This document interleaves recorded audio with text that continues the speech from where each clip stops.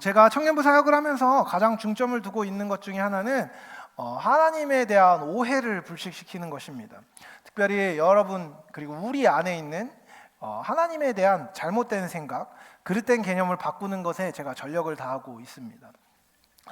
사랑에 대해서, 여러분 누구를 사랑한다는 것은 어떤 것인지에 대해서 제가 굉장히 오랜 시간 계속해서 가르쳐주고 있고, 여러분들은 별로 좋아하지 않고 있는 것들도 잘 알고 있죠. 여러분 기쁘게 배우면서 사랑을 배우고 사랑이 커지고 있는 것을 느낍니다. 이웃에 대해 어떤 태도를 가져야 할까요? 우리 또 그것들을 배우고 있습니다. 그리고 교회에 대해서 우리가 갖고 있는 그릇된 이미지들도 우리가 교정하고 있습니다. 여러분 오늘은 가정의 달 첫 번째 주일입니다. 그리고 여러분 5월이 되면 가족에 대해서 다루게 되어 있습니다. 왜냐하면 5월이 가정의 달이니까요. 그런데 여러분 가족을 바르게 이해하기 위해서, 그러니까 여러분이 갖고 있는 가족에 대한 오해를 불식시키기 위해서 가장 필요한 것이 무엇일까요? 당연한 얘기지만 기독교적으로는요, 하나님을 바르게 아는 것입니다. 왜냐하면 우리는 모두 남녀노소를 불문하고 하나님을 아버지라고 부르는 사람들이기 때문입니다. 여러분, 여러분에게 하나님이 어떤 분이십니까? 하나님이 여러분을 어떻게 대한다고 생각하십니까? 기독교 신앙에 대해서 진지하지 않은 사람들에게는 의미 없는 질문이겠지만, 예수를 믿고 교회를 다니고 참된 삶을 추구하는 사람들에게는요, 하나님이 어떤 분이신지가 너무너무 중요합니다. 여러분, 하나님은 여러분을 어떻게 대해 주십니까? 하나님께 대해서 쉽게 가지는 오해 중에 하나, 혹은 무의식 중에 갖고 있는 생각 중에 하나는요, 하나님이 나한테 관심이 없다는 생각입니다. 그러니까 내가 뭘 해도 하나님 모르실 거야, 혹은 더 정확하게는 뭘 해도 하나님을 의식하지 않는 것이죠. 하나님과 상관없이 그냥 막 사는 경우도 많이 있습니다. 그리고 또 하나님이라고 부르지만 은근 나의 디테일한 일상에 대해서는 하나님이 관심이 없다고 생각하는 경우가 많은 것이죠. 내가 지금 헬스장에 가든 어디서 자격증을 공부하든 하나님이 이것을 알고 계시고 이것을 도와주시고 이 일을 통해 하나님께서 하나님의 선을 우리에게 가르쳐 주실 수 있다는 것에 대해서 여러분 깊이 생각하시나요? 생각보다 생각하지 않는 것이죠. 혹은 하나님은 여러분에게 무서운 분이라는 인상이 있을지도 모르겠습니다.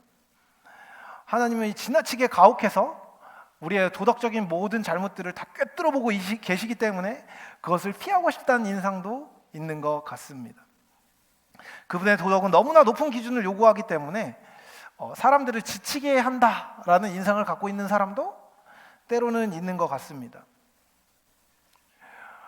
하나님에 대한 또 중요한 오해 중에 하나는요, 하나님은 우리를 이해하지 못한다는 겁니다.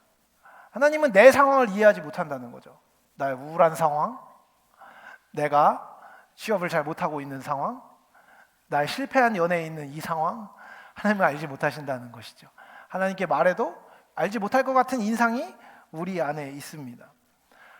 하나님에 대한 어떤 명제는요, 그분의 지혜는 무궁하고 그분은 모든 것을 아시고 모든 능력을 갖고 계신 분이라는 것을 우리는 알고 있습니다.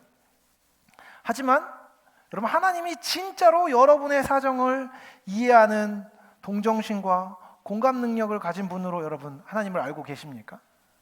하나님을 그렇게 여기고 계시나요? 그렇게 하지 않는 경우가 많지요.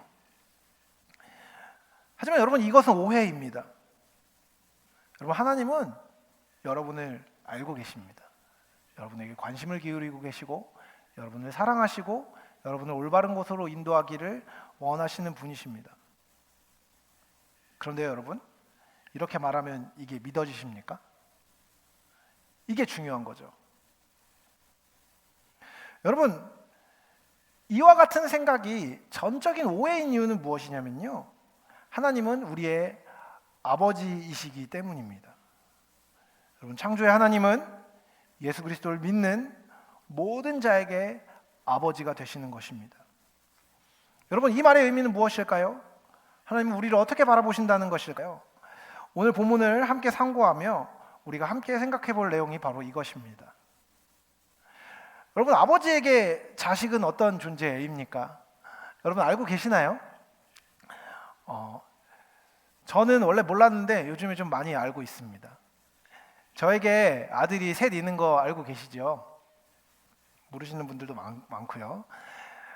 제가 설교 시간에 이제 가족들 이야기를 너무 자주 하는 것 같아서 좀 민망하긴 하지만 가정의 달이기도 하고 오늘 본문이 아버지에 대한 유의이기 때문에 한 번 더 말하려고 합니다. 좀 이해해 주시면 좋을 것 같아요. 여러분, 근데요, 자녀를 향한 아버지의 감정은요 복잡하지 않습니다. 복잡할 게 하나도 없습니다. 아버지는요 자녀가 잘 되기를 바랍니다. 잘 되어서 나에게 유익을 끼치기를 원하는 게 아니라요, 그냥 잘 되면 좋겠습니다.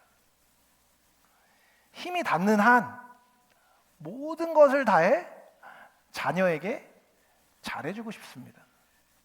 아니, 심지어 내 힘이 닿지 않으면 다른 모든 방법을 동원해서라도 자녀를 도와주고 싶고 자녀에게 뭐라도 해주고 싶은 게 아비의 마음입니다. 그리고 여러분, 부모가 자녀에게 제일 고마울 때가 언제일까요? 여러분 아세요? 여러분이 용돈을 드릴 때, 여러분이 무언가를 해드릴 때, 엄마의 어깨를 주물러 드릴 때, 아빠의 손을 잡아드리고 아빠를 사랑할 때일까요? 그것도 좋습니다. 많이 하십시오. 너무 좋아요. 근데요, 그게 아닙니다. 아비가 자녀를 기뻐하는 것은 어느 때냐면요, 자녀들이 있을 때입니다. 자녀들이 있으면 고맙습니다. 자녀들이 잘 자라주면요 고마워요. 밥 잘 먹으면 고마워요. 밥 안 먹으면 속상하고. 똥 잘 싸면 고맙습니다. 물론 여러분은 그런 나이는 아니지만요. 잘 먹고 잘 자고 잘 싸면 땡큐인 겁니다. 그 이상을 바라는 것들은요, 그 위에 쌓이는 어떤 것들 플러스 알파를 바라지 않는다는 건 아니에요. 근데요, 근본적으로는요 그걸로 만족입니다. 건강하면 좋겠죠. 건강했으면 좋겠습니다. 하지만 자녀에게 바라는 건 그런 게 아닙니다. 그냥 사랑하고 싶고 바르게 자라도록 돕고 싶은 마음이 아버지에게 있는 것이지요. 그리고 존재 자체가 너무 귀해서 아이를 생각만 해도 마음이 두근두근합니다. 다른 사람들에게 애들이 민폐를 끼치고 있다는 걸 알면 화가 납니다. 그래서 그렇지 않도록 되기 위해서 전력을 다해 가르쳐 주는 겁니다. 다른 사람에게 도움이 될지언정 해가 되지 않았으면 좋겠는 게 아버지의 마음입니다. 그게 얼마나 바보 같은지, 피곤해서 죽겠는데 밤에 아내랑 둘이서 이제 애들을 재우고 나오면 하는 얘기는 주로 애들 얘기입니다. 예뻐. 기특해. 훌륭해. 근데 뭐 어떤 게 훌륭한지 아세요? 커서 훌륭합니다. 커서 시간을 지내주어서, 함께 해주어서, 그 자리에 있어 주어서 고마운 게 아버지의 마음입니다. 저는 좀 커밍아웃을 하자면 저는 약간 아들 바보에 가깝습니다. 뭐 모르지 않았네요, 다들. 그렇죠? 그런데요, 제가 애들한테 계속해서 물어보고 확인하고 싶어하는 게 있습니다. 제가 저희 아들들을 힘껏 껴안고 애들 얼굴을 막 부비면서 하는 얘기가 있어요. 뭔지 아세요? 야, 너 나 좋아하지? 막 이러고 있습니다. 야, 너 나 좋지? 막 껴안고 막 볼을 비비고 안아주고 간지럽히고 막 하면서 하는 얘기는 그겁니다. 그 얘기가 듣고 싶어요. 너 나 좋아하지? 아빠 좋아해. 아빠 사랑해. 그 한마디면 충분합니다.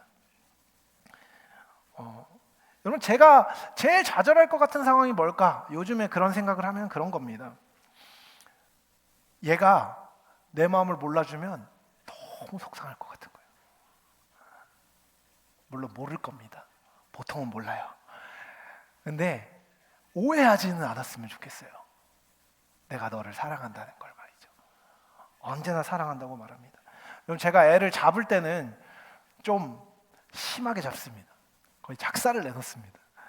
근데 그리고 나서 여러분 애를 혼낼 때 아빠가 얼마나 힘든지 여러분 모르시죠? 혼내고 나면 진이 쫙 빠져가지고 있다가 나중에 자고 있는 뒷모습을 보면 물끄러미 바라보다가 머리 한번 쓰다듬어주고 얘기하는 겁니다. 유나 사랑한다. 사랑한다. 그게 아빠의 마음입니다. 아이와의 관계가 혹여라도 틀어진다면 얼마나 속이 탈까, 마음이 상하는 것이 아빠의 마음이죠. 여러분, 애가 시험을 잘 봐오고 어떤 자격증을 따오고 어떤 것을 따오면 아빠는 좋아해요. 좋아요. 싫지 않아요. 근데 그게 좋은 게 아닙니다. 그걸 하고 기뻐하는 나의 아들이 좋은 것이죠. 나의 자녀가, 그런 자녀가 사랑스러운 존재인 것입니다. 부모에게, 아버지에게 자녀는요, 그런 존재입니다. 존재 자체로 귀하고 귀하게 여길 수밖에 없는 대상, 그게 자녀입니다. 여러분, 부모는 그렇다면 아이에게 무엇을 주고 싶을까요? 구한 모든 것을 주고 싶을까요? 사실 그렇지 않습니다. 그 정도가 아니라요, 그냥 구하지 않은 어떤 것이라도 좋은 거면 자녀에게 해주고 싶은 게 아비의 마음, 어미의 마음입니다. 아이가 뱃속에 있으면요, 이 아이가 가게 될 어린이집을 찾아봅니다. 어린이집에 이제 들어갈 때쯤 되면, 어린이집에 다니면 내년 후년에 어느 유치원을 가라 할지 맘카페를 쫓아다니면서 정보를 알아보면서 주변에 있는 사람들한테 물어보죠. 그리고 나서 유치원에 무사히 들어가면 얘가 어느 초등학교를 갈지 알아보고요, 어느 학원에 다녀야 될지 알아봅니다. 다 얘기하지도 않아도요, 요청하지 않아도요, 자녀에게 필요한 게 무엇인지를 고민하고 궁구하고 계획하고 그것을 주기 위해 노력하는 것이 부모의 마음입니다. 반대로 자녀에게 주고 싶지 않은 건 뭘까요? 간단합니다. 나쁜 거죠. 해가 되는 것이죠. 여러분, 그래서요, 갈등이 생깁니다. 아빠가 보기에 얘한테 필요한 거랑 자녀들이 보기에 자기에게 필요한 게 너무 다른 거예요. 제가 언젠가 그런 얘기를 해드린 적이 있죠. 제가 아들한테 한번 크게 마음 먹고 근처에 있는 샤브샤브 뷔페를 데려가려고 계획하고 있었습니다. 그래서 야, 한번 가자 하는데 뭐 먹고 싶어? 라고 의례적으로 물어보고 나서 이제 거기 가자 이렇게 얘기하려고 그랬는데 뭐 먹고 싶어? 이랬더니 떡볶이가 먹고 싶어 이러는 겁니다. 그런 거 말고 내가 너한테 주려는 건 훨씬 좋은 거야. 근데 얘가 원하는 건 뭐예요? 떡볶이입니다. 그 경우에 물론 떡볶이를 주는 게 얘에겐 더 좋을 수도 있겠죠. 하지만요, 여러분, 이 아이에게 정말 좋고 필요한 것을 주고 싶은 게 아빠의 마음인 겁니다. 여러분, 사탕을 주거나 간식을 줄 때요, 부모들이 골라서 주거나 제한하는 이유는요, 아이가 그것을 먹을 때 좋아하는 것이 싫기 때문이 아니라 이 아이가 이 음식들을 적당히 먹고 올바르게 먹어서 체중 관리도 하고 건강도 나빠지지 않기를 바라기 때문입니다. 아이스크림 맛이 있어서 하나 먹고 둘 먹고 또 먹었더니 배탈 나는 경우를 만들지 않기 위해서이죠. 무엇을 위한 것입니까? 자녀를 위한 것입니다. 물론 오늘날 세상에 아름답지 못한 부모님들도 많이 있습니다. 요즘 세상 너무 각박하고 사랑받지 못한 부모들이 자녀들을 바르게 대하지 못하는 경우도 많이 있죠. 흔히 말하는 엮이는 가정도 너무나 많고, 사실 그것 때문에 부모로부터 상처받은 사람들도 너무 많다는 것을 우리는 이해하고 알고 있습니다. 하지만 오늘 본문은요, 좋은 아버지라는 상식에 의거해서 이야기하고 있는 본문임을 우리가 이해할 필요가 있습니다. 여러분, 이 본문이 쓰여졌던 약 2000년 전에 고대 근동에서는요, 아버지는 힘과 지혜의 상징이었습니다. 오늘날은요, 여러분, 아이들이 지식을 얻는 창구는 인터넷입니다. 하지만 예전에는요, 모든 지식은 아버지로부터 왔습니다. 아버지는 어린 자녀들이 모르는 것을 알고 있고요, 누구보다 힘이 세고 어린 아이들이 하고 싶은 모든 것들을 할 줄 압니다. 갖가지 손재주도 무엇이든지 척척 해결해 주는 것이 아버지의 역할이었지요. 성경이 그려내고 있는 아버지의 상에는요, 하나님의 섭리가 함축되어 있습니다. 아버지 하나님은 엄격함과 위험이 있는 동시에 집 나간 탕자를 눈이 짓무르도록 그리워하며 기다리는 사랑과 자비의 아버지입니다. 권위, 엄격함, 사랑, 지혜, 지식, 능력, 모든 것을 갖춘 아버지가 바로 성경이 그리고 있는 아름다운 아버지인 것이지요. 이 아버지의 모체가 되는, 원형이 되는 분이 누구십니까? 하나님 아버지입니다. 그리고 하나님 아버지는 우리를, 여러분을 자녀라고 부르십니다. 설령 악하더라도 자식에게 부모는 좋은 것을 주고 싶습니다. 근데 우리를 자녀 삼으신 아버지 되신 하나님의 마음은 어떻겠습니까? 본문은 그것을 이야기해주고 있는 것입니다. 여러분, 하나님은 어떤 점에서 세상에 한계를 갖고 있는 아버지와 다른 좋은 아버지가 되십니까? 성경이 그리는 하나님은요, 명확하게 태초부터 계신 분이십니다. 그분은 모든 시간에 계신 분이십니다.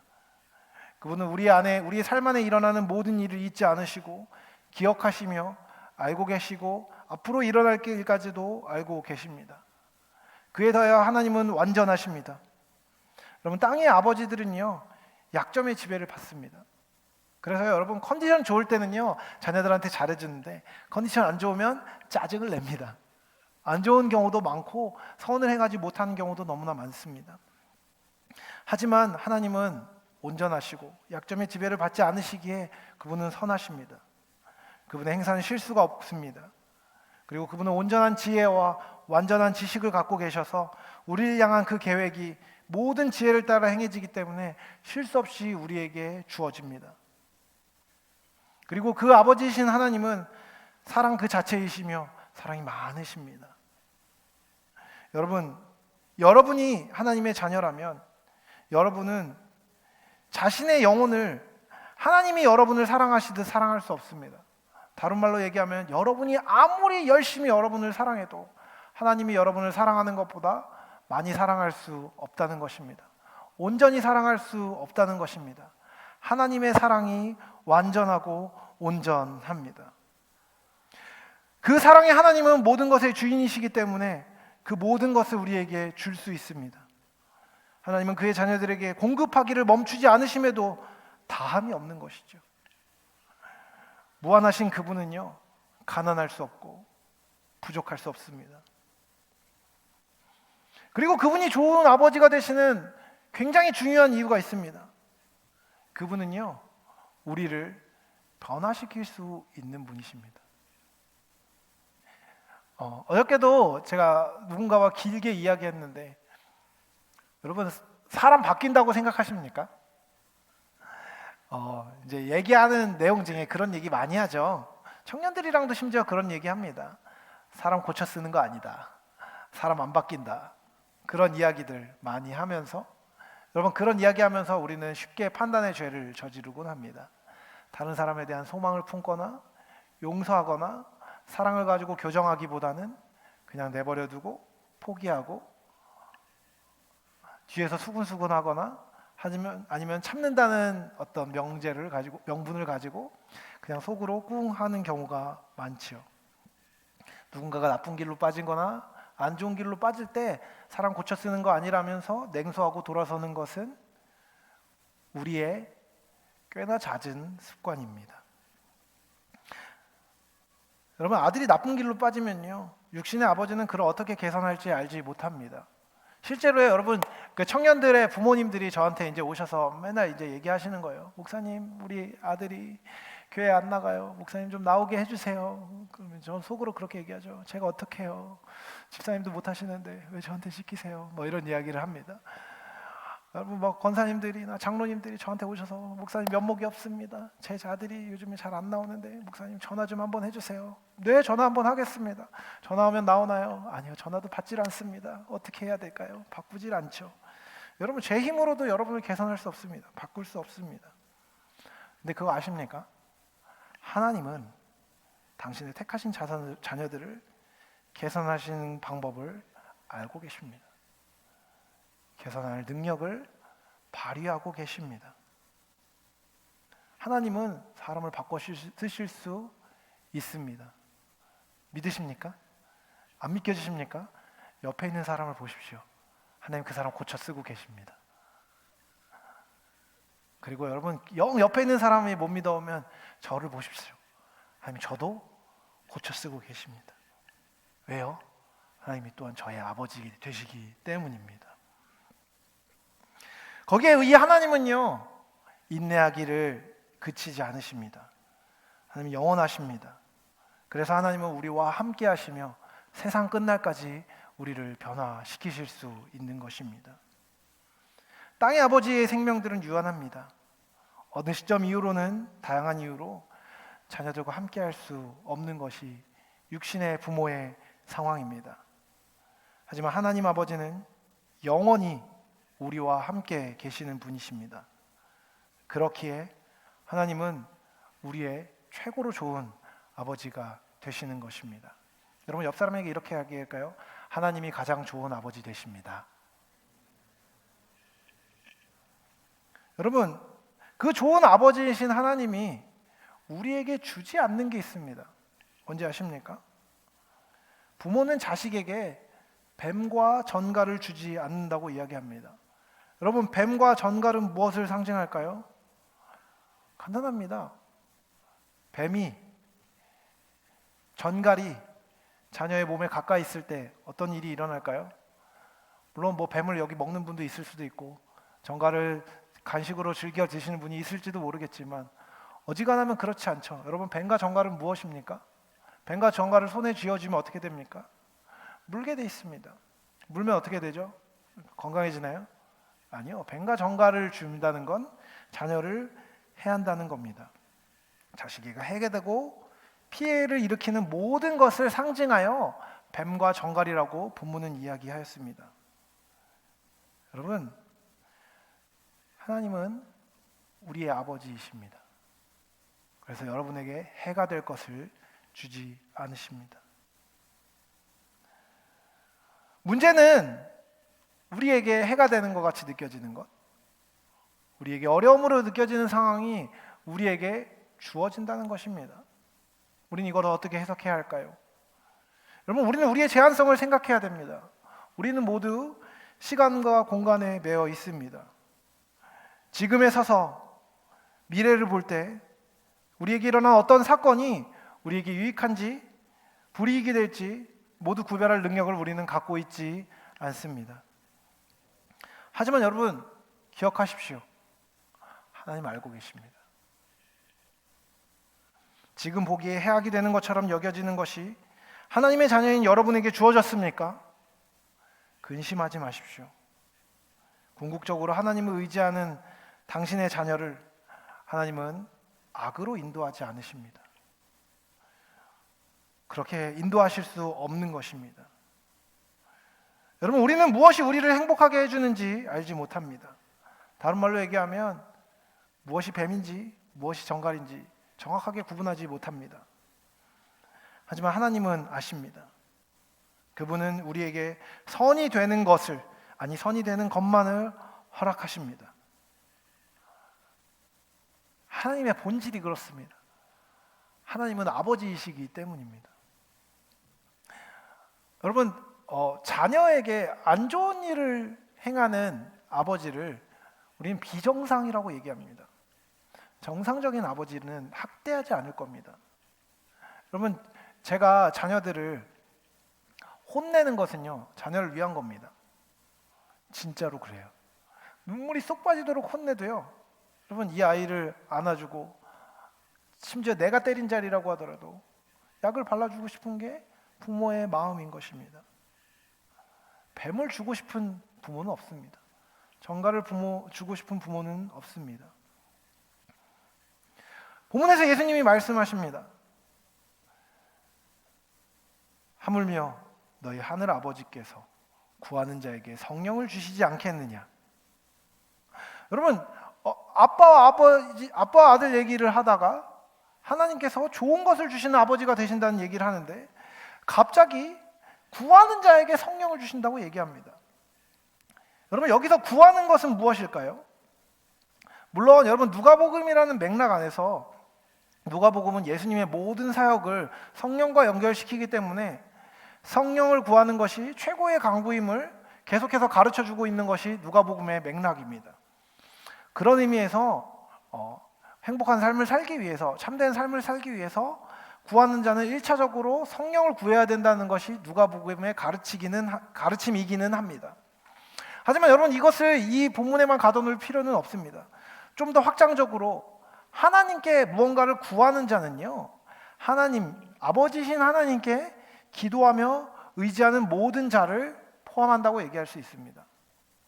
다른 말로 얘기하면요, 자녀인 여러분이 하나님께 무엇이든지 구할 때 하나님이 그것을 위한 온전한 답으로 성령을 주신다고 이야기하는 것입니다. 하나님을 향해 끈질기게 나아가는 자에게 하나님은 가장 좋은 것인 성령 하나님을 우리에게 주시는 것입니다. 여러분, 하나님이 우리가 무엇을 누리기 원하실까요? 다른 것이 아닙니다. 행복한 삶입니다. 그렇다면 우리의 참된 행복은 무엇에 달려 있습니까? 여러분, 우리가 감각으로 느끼는 것은요, 우리를 행복하게 만듭니다. 그렇지 않습니까? 먹는 행복도 있고요, 얘기를 하면서 나누는 관계에서의 기쁨도 있고요, 운동을 하면서 느끼는 행복도 있고요, 춤을 추고 놀면서 느끼는 행복들이 있습니다. 여러분, 그 감각적인 행복은요, 나쁜 것이 아닙니다.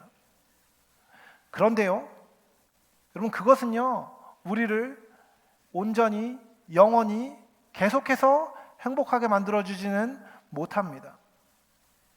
우리가 계속해서 온전하게, 참되게 행복을 누리기 위해서는요, 감각의 행복이 아니라 그것을 넘어서는 영혼의 만족이 필요합니다. 하나님께서 우리에게 주기 원하시는 행복은요, 영원한 것이며 영혼을 향한 것입니다. 그것은 영원하고 참되며 사라지지 않는 것입니다. 이 행복을 우리가 참되게 누리기 위해서 성령의 역사가 있어야 하는 것입니다. 여러분, 성령을 주신다는 의미가 뭔지 아십니까? 성령이 여러분 어떤 에너지거나 어떤 에너지의 집합체가 아니라요, 하나님 자신입니다. 여러분, 기도의 최종 응답은 뭔지 아십니까? 오셔서 문제를 하나하나 해결해 주시고 하나님 손에 있는 비단 주머니를 하나하나 끌어서 방법을 얘기해 주는 것이 하나님의 기도 응답이 아닙니다. 하나님의 기도 응답은요, 하나님 자신입니다. 하나님은요, 아버지이신 하나님은요, 여러분에게 하나님이 갖고 있는 어떤 작은 것들을 주기 원하시는 게 아니라요, 당신 자신을 내어주심으로 모든 것을 주시는 것입니다. 하나님은 당신의 모든 것을 우리의 참되고 바른 삶을 위해 주시겠다고 약속하고 계신 것입니다. 여러분, 누군가에게 사랑을 표현할 때 우리는 어떻게 합니까? 좋은 커뮤니케이션의 핵심은요, 바른 표현과 오해하지 않는 정직하고 투명한 전달일 것입니다. 이를 위해서는요, 언어적, 비언어적 메시지를 풍성하게 사용하고 다각도로 그 사람에게 메시지를 주어야 합니다. 전심으로 상대방을 향해 말과 행동을 표현해야 합니다. 여러분, 하나님은요, 실수가 없으시죠? 그리고 그분은 우리의 완전한 아버지이십니다. 그런 하나님은 당신의 사랑을 우리에게 지금도 표현하고 계십니다. 그 표현을 여러분, 우리가 알아들을 수 있는 방식으로 하고 계십니다. 그런데 왜 우리는 그 표현을 다 알아듣지 못하고 있을까요? 간단합니다. 안 보고 있어서 그렇습니다. 하나님의 표현을 듣지 않고 있는 것이죠. 바라보고 있지 않은 것입니다. 하나님은 언어적, 비언어적 메시지를 총동원하여 우리에게 우리의 수준에 맞게 우리가 알아들을 수 있게 우리가 준비된 만큼 우리에게 말씀하고 계십니다. 이것을 위해서 예수님이 오셨고 예수를 통해 예수의 입술로 예수의 행동으로 하신 하나님의 사랑은요, 오해할 여지가 없는 온전한 것입니다. 우리는 하나님이 우리에게 표현하고 있는 그 사랑의 마음을 바라보아야 합니다. 그리고 그것이 나에게 개인적으로 이미 허락된 것임을 보고 하나님과 실제적인 관계를 맺어야 합니다. 여러분, 말씀을 통해, 십자가를 통해, 예수 그리스도를 통해 우리에게 하나님은 사랑의 말을 계속해서 건네십니다. 그분은 십자가에서 말이 아니라 행동으로 표현하셨습니다. 어느 정도까지요? 목숨을 내어주기까지 말입니다. 여러분, 여기에 더한 하나님의 사랑 표현은 무엇입니까? 일반 은총 안에서요, 하나님은 여러분의 생명을 유지해주고 계십니다. 하나님은 여러분을 돌보고 계십니다. 여러분은 알지 못하지만 여러분에게 허락되는 모든 선한 것은요, 하나님으로부터 온 것입니다. 여러분의 가족, 여러분의 재능, 여러분의 소유, 모든 것이 하나님이 허락하신 것입니다. 여러분의 상황 안에서 여러분에게 가장 좋은 것으로 하나님은 사랑을 베풀고 계십니다. 그리고 그것을 지키시며 인도하시고 기다리십니다.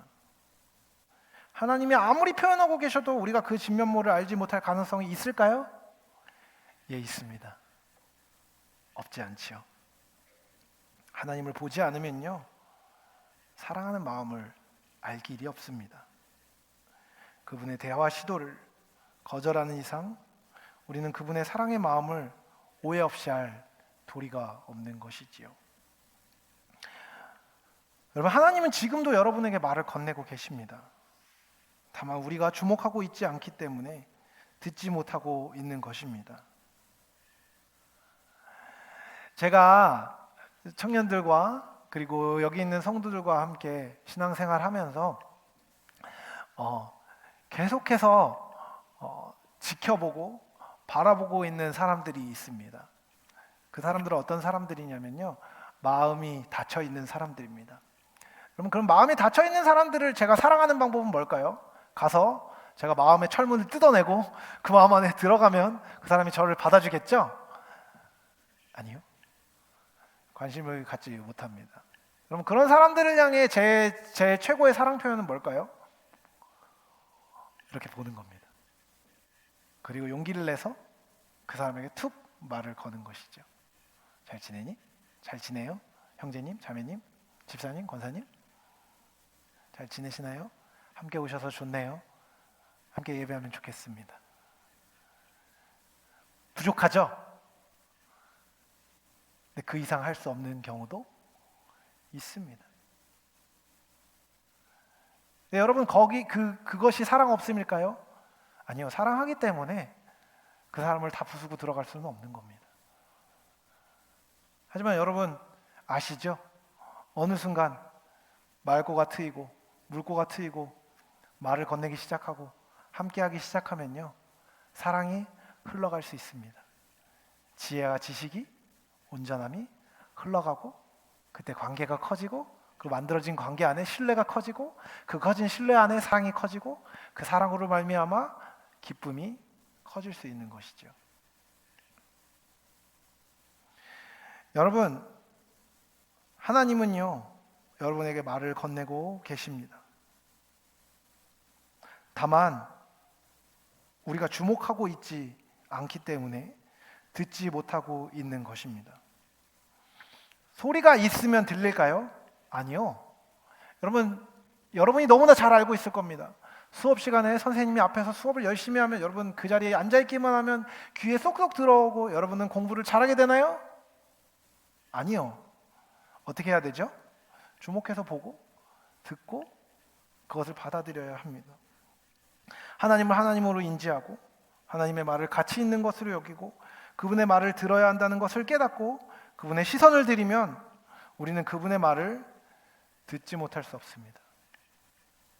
하나님은 무엇을 통해 우리에게 말을 건네십니까? 말씀을 통해 기도할 때, 찬양할 때 하나님은 우리를 향한 당신의 뜻과 사랑을 말하고 계시다는 것을 우리는 알게 되는 것입니다. 여러분, 유언 남긴 사람의 뜻을 알려면 이런 것을 얘기했을 거야, 이렇게 했을 거야, 저렇게 했을 거라고 추측하는 게 아니라 무엇을 봐야 합니까? 유언장을 봐야 됩니다. 주님의 뜻을 알려면 주님이 우리에게 남기신 진리의 말씀과 그분이 가르쳐 주신 기도를 통해 하나님께 믿음을 가지고 나아가야 합니다. 그런데 우리는요, 하나님께서 우리에게 알려주신 그 방법을 생각보다 사용하지 않습니다. 말씀을 주목하지도, 기도로 하나님께 나아가지도 않지요. 하나님이 우리를 사랑하신다고 말씀하시고 그 사랑의 방법으로 계속해서 인도하기를 원하신다는 말들을 들을 때도요, 우리의 감정은 동요되지 않습니다. 그냥 그 사랑하건 말건, 그 사랑이 온전한 것이건 말건 관심을 기울이지 않는 경우도 너무나 많은 것이지요. 심지어 입을 벌리고 나무 아래서 열매가 떨어지기를 기다리는 최소한의 성의조차 보이지 않는 경우가 얼마나 많은지요. 여러분, 그러기에 우리는 하나님을 향해 주목하여 보아야 할 필요가 있습니다. 성경 말씀을 펴십시오. 제가 그래서 청년들한테 그런 얘기 많이 해요. 성경 살 때 밖에 지퍼 없는 거 사라고. 지퍼 한번 여는 것조차도 성경 읽는 방해물이 될 때가 있거든요. 성경을 펴십시오. 성경을 통해 하나님이 나에게 어떤 말씀을 하기 원하시는지, 그 말씀을 통해 나에게 건네시는 말의 내용이 무엇인지, 나에게 알려주시는 하나님의 모습이 무엇인지를 주목하여 보십시오. 그리고 여러분, 그 하나님을 볼 때 그 하나님이 여러분을 사랑하시고 여러분을 용납하시는 분이심이 믿어지는지 안 믿어지는지를 시험하여 보십시오.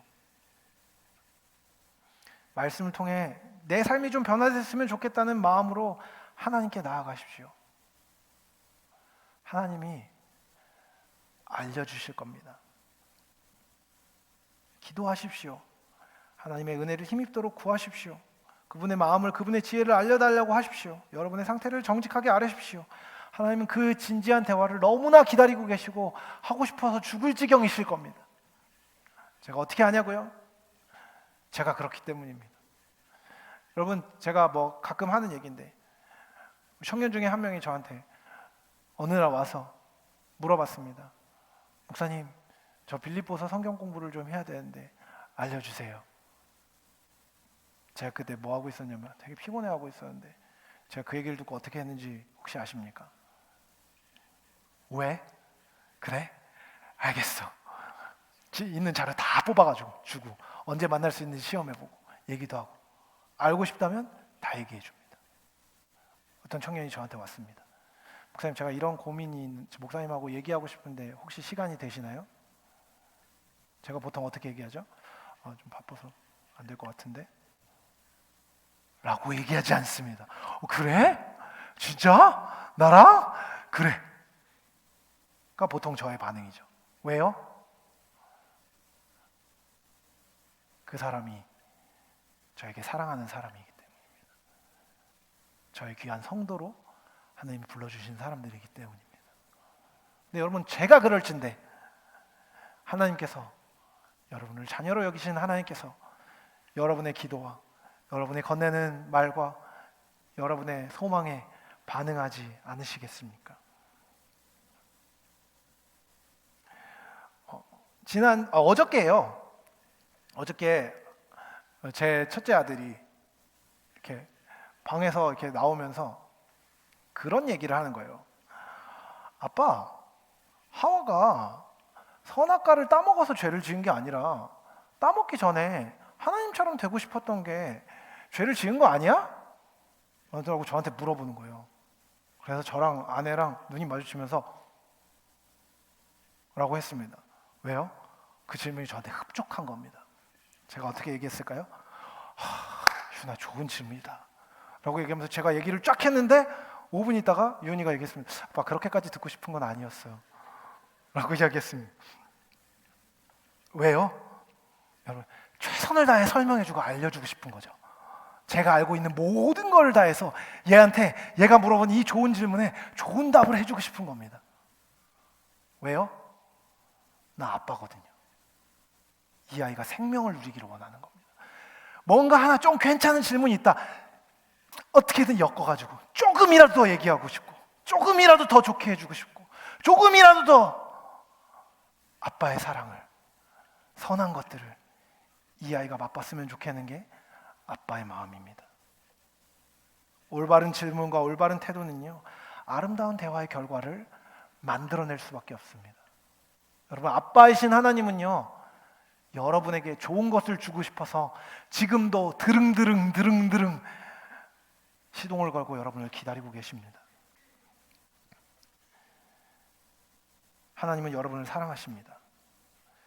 그 사랑의 마음에 반응하여 여러분이 나오면요, 하나님은 진리를, 사랑을, 위로를, 평화를, 기쁨을 허락하실 것입니다. 하나님이 여러분을 기다리십니다. 포기하지 않고 말입니다. 말씀을 마무리하겠습니다. 여러분, 제가 우리 청년부의 부장님이신 장로님을 보면서 많이 하는 생각인데, 우리 장로님 진짜 집요한 분인 거 아십니까? 오랫동안 떠나가 있던 제자들, 사랑하는 청년들, 사랑하는 영혼들, 1년, 2년, 3년이면 포기할 만도 한데 5년, 6년, 7년, 8년 계속 연락하고 계속 붙잡으려고 애쓰고 어떻게든 좋은 것을 주려고 했습니다. 여러분, 제가 확언해드리겠습니다. 장로님이 누구 한 명 데리고 온다고 인센티브 주는 거 없습니다. 장로님 맨날 밥값 쓰시고 차값 쓰시고 사람들 섬기기 위해 당신의 시간과 에너지를 들이십니다. 왜요? 그 사랑을 경험하신 분이기 때문입니다. 당연한 것으로 여기며 우리가 사랑할 수 있는 것은요, 아버지의 사랑을 먼저 힘입은 사람들입니다. 저는 여러분이 그 사랑을 힘입어서 그 사랑을 누리고 그 사랑을 하는 사람들이 되었으면 좋겠습니다. 그 사랑으로 한가족 된 우리가 하나됨을 이루어 하나님을 기뻐하기를 원합니다. 그 기쁨을 누리는 저와 여러분이 될 수 있길 사랑하는 주님의 이름으로 축복합니다.